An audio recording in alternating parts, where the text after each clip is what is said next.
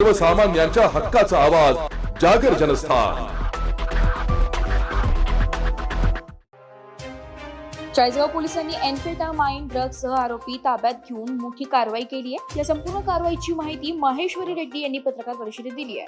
चाळीसगाव पोलिसांनी आज मोठी कारवाई करत कोट्यवधी रुपयांचा अंमली पदार्थांचा साठा जप्त केलाय।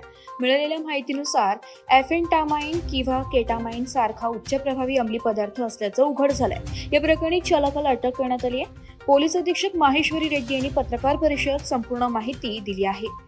नेमकं काय प्रकरण आहे, किती आरोपी अटकेत आहे आणि कशा प्रकारचं सिंडिकेट आहे?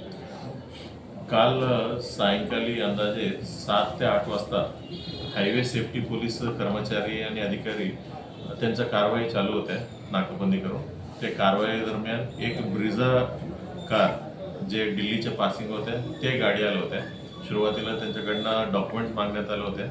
डॉक्युमेंट्स मागितल्यानंतर त्यांचं संशयास्पद बिहेवियर वाटलं की त्याला गाडीचं बाहेर यायला सांगितलं आणि त्यांचं गाडी सर्च केलं। गाडी सर्च केल्यावर 1-2 मोठ्या